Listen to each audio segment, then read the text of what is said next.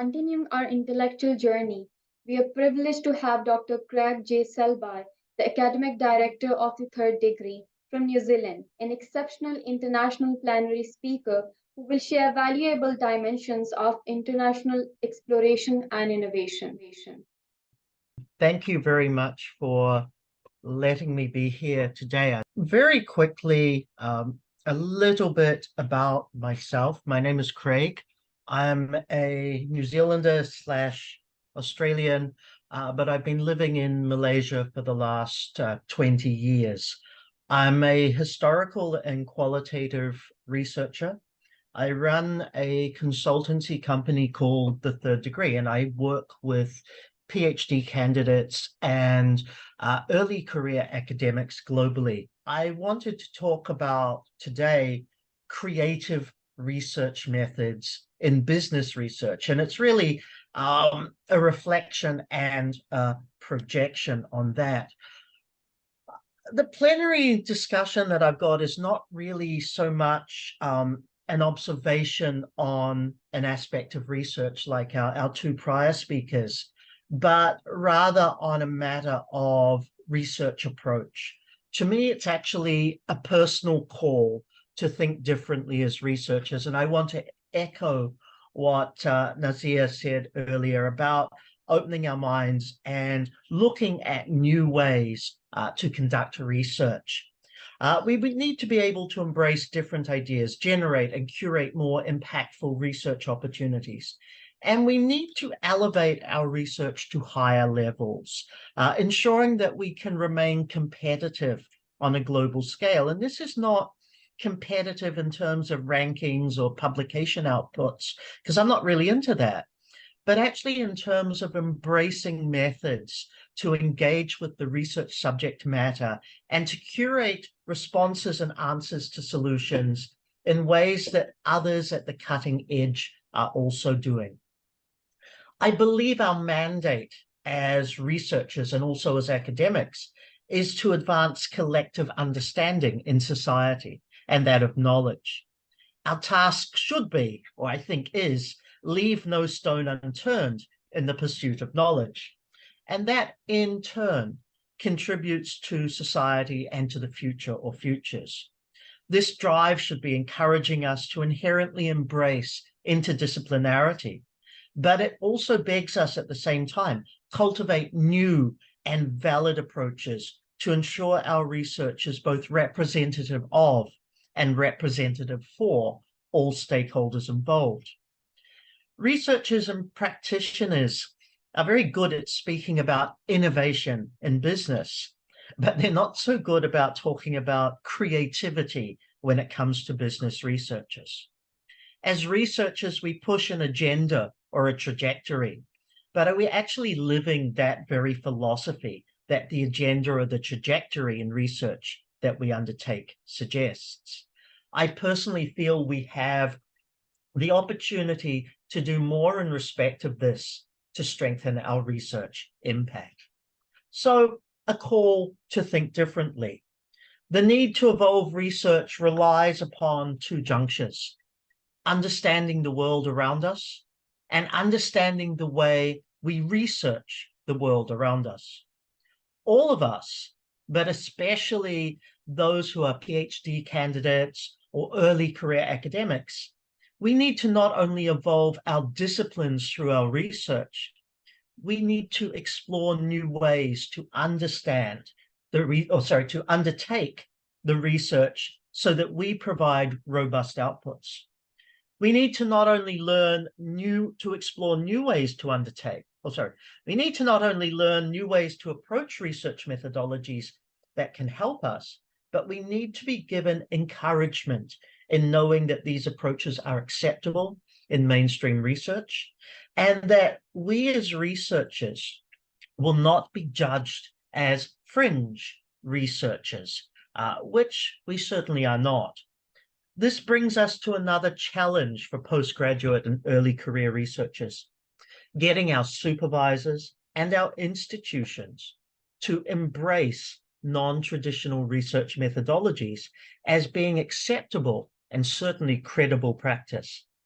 This transcends creative research methods, but it hits at the core of what current generations of academics considers to be functional in research. And this differs by discipline as well as geography or geographies. Research output from emerging economies and the global south, and although not exclusively, there is an observable trend towards conventional research methodologies with a quantitative focus. Now, I apologize for those who are more quantitative in the mix. I clearly am not, but I feel that we have a dominance of quantitative where we should be looking significantly wider. When I speak with my academic contacts across South and Southeast Asia, for example, there's a consensus that quantitative research is both the most convenient approach, but also it's the expected norm for thesis level and early career research. So research candidates are by default encouraged to cut their teeth on quantitative research, with the factor of convenience being thrown about as the rationale. As a result, qualitative research becomes under-embraced in favor of standard quantitative. The focus is fine, but I ask, is it ideal? I personally argue no. It still offers us limited perspective or worldview on the issues that are being examined. It ultimately means that researchers may not get to answer their research question to the fullest extent possible, and may not necessarily do justice to the needs of the stakeholders involved in the research as well. The emergent engagement with the qualitative paradigm as mixed methods second partner is promising, and it demonstrates clearly a willingness, or dare I go as far as say value of qualitative research, to adopt a level of creativity. Mixed methods is actually a subset of creative research methods, but it's still in its growing phase for many researchers. Increasing numbers of researchers are embracing mixed methods approach. The hard work's clearly been put in, demonstrating how mixed methods can be embraced. This is an important step, but it's still not enough to empower researchers to address their research in the most productive of ways. It helps to address research questions we create, but it doesn't always embrace a full set of tools available to us as researchers to enable us to do justice to the research question. There is a need to be more creative with our mixed methods approach, to offer a more comprehensive and certainly a more nuanced approach to each research problem we're facing, rather than conforming to a more convenient or simplistic mixed method structure. Many quantitative methods don't allow for sufficient localization of narrative. They are restrictive by their paradigm. Creative research methods is more flexible in this respect, as it encourages a stronger local voice in many respects, thus also enabling a more reflexive approach to explore narrative and voice from specific geographies. Conventional qualitative and quantitative methods have a very Western or global North bent, which doesn't encourage local and cultural nuances to be incorporated. Creative research methods allows us to be more culturally embedded in our research practice, including embracing traditional methodologies, and to be embedded into our research, thus offering more appropriate viewpoints and more appropriate worldviews to our stakeholders. It enhances participants' voices or voice, provides for stronger reflexive practice, stronger stakeholder resonance, and stronger understanding of research output. While as separate, Indigenous research methods are also aligned in philosophy with creative research methods, embracing non-mainstream or non-popularized approaches. The need to break free from quantitative as a way of framing stories might mean that we move towards a more localized or single case study research, but it allows us as researchers to go deeper to examine the problems, which we can then subsequently explore further. I am very biased, and I will certainly admit that. But creative research methods allows us the opportunity to rely less upon quantitative as the major driver of storytelling and business research. It encourages us to look at the singular as a case study or single case study in order to offer enhanced clarity. Yes, it's true, case study as a method is certainly not new, but case study as a method typically relies on the conventional quantitative or qualitative methods to inform in predictable ways. Mixed methods adds to our arsenal of tools to facilitate this. Creative research methods offers researchers the chance to get deeper with their research, to tackle existing problems using new lenses and new tools, and to shed light on possible solutions which may be closer aligned to stakeholders' lived experiences. It allows a personalization to the research. Creative research methods gives a voice to this effort beyond the conventional. Creative research is an emerging field that seeks to find new ways of understanding, situating, and reconfiguring knowledge of the phenomena that is around us. It engages participants outside of the parameters of traditional data collection and analysis. These methods are inherently, but not exclusively, qualitative in nature, technology often being the enabler for the more unique quantitative approaches being developed. Ultimately, research by its very nature is creative. However, academics through the years have conveniently limited these approaches into themes, questionnaires, personal interviews, focus groups, ideal for consistency, yet at the same time dissuading researchers from exploring more unique, or should I say, less popularly used avenues. As society evolves, so too do the problems that we seek to understand as researchers. These generate into more complex, or as they're known, wicked problems. And creative research is a powerful tool to help solve wicked problems. Typically, creative research methods has been used almost exclusively in the social sciences. I was actually introduced to the practice, but not the terminology, as an undergraduate in human geography over 30 years ago. It actually inspired me to explore research as a dynamic, not only in terms of that being researched, but of how we research and unearth data. It gained popularity in educational research, especially research involving children, and in psychology and the social sciences. But its potential is far greater. And there is a need now to explore how creative research methods can help us with business research, and to extrapolate how these can evolve for other disciplines. And of course, what we're here for today, to empower and inform much stronger interdisciplinary research. There are 4 categories of creative research methods: art-based, technology-based, mixed or multi-methods, and transformative.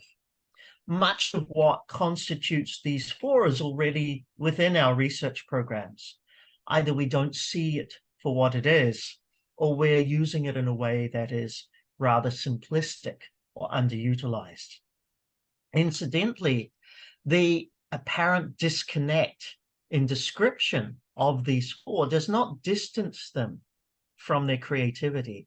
It merely highlights that distinctive ways of thinking through research questions and solutions are needed. It resonates that method in its usual understanding is not at the heart of the issue, but that it extends to data analysis and our interpretation too.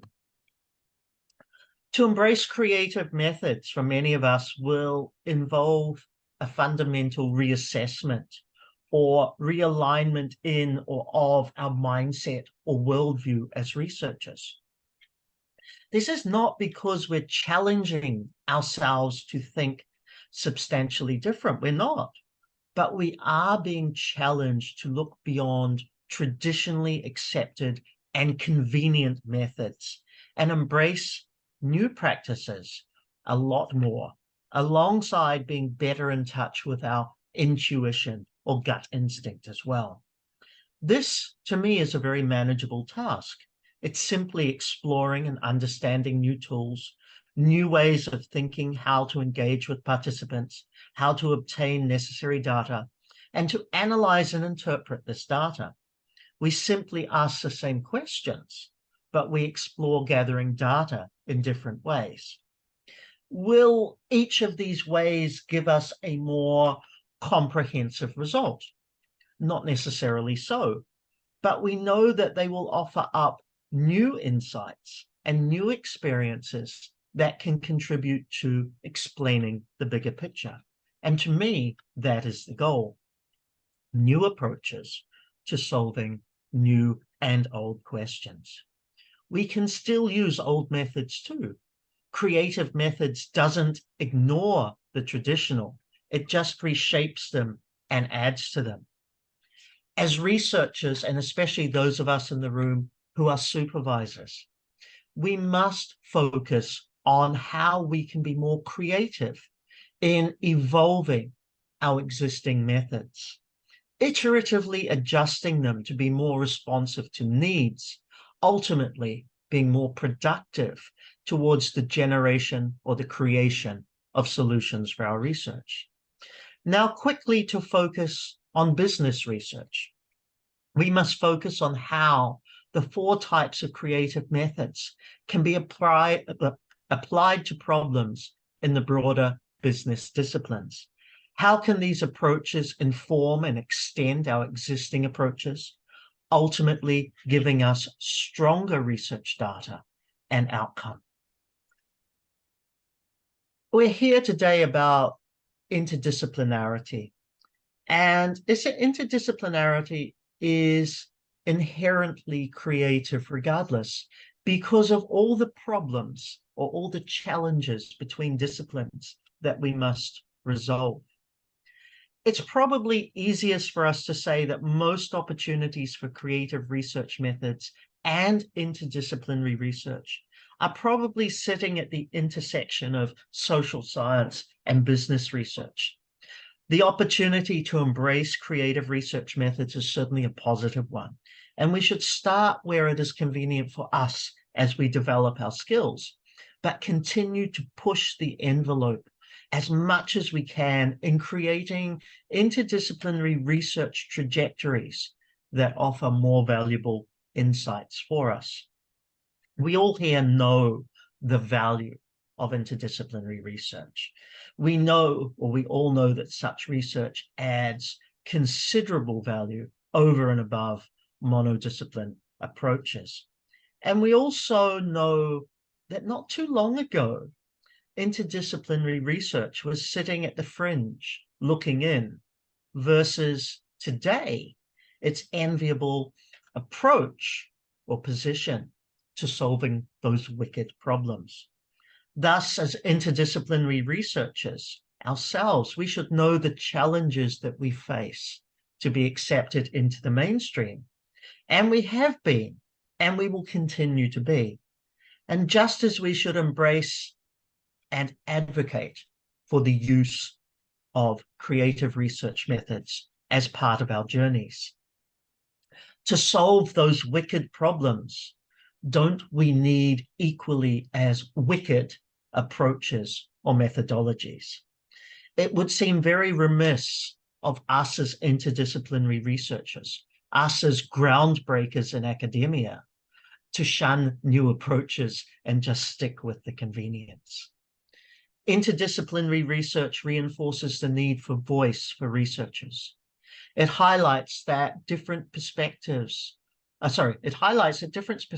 examining a problem together can make significant progress in understanding the problem and affecting an appropriate solution. Creative research methods at any level add to this and help strengthen the voice that we offer. As big data becomes more accessible to us as researchers, there's also a need for its creative and visual interpretation to solve those complex problems.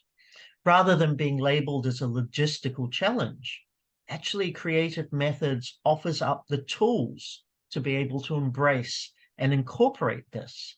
And with the inclusion of artificial intelligence, it expands the layers of complicated analysis that we can undertake, and in much quicker time. Business researchers have the green light to explore more in creative research methods. The goal is to make that happen. If we're limited on our thinking processes or methodology, we are stunting or restricting our potential to ask and to answer internationally valid questions. And we're limiting the opportunity for our research to be cited in more prestigious international research publications. Creative research methods also brings us extremely closer to our research. They empower us as researchers to be more active participants in the process, not only in the terms of design, but in the analysis and interpretation.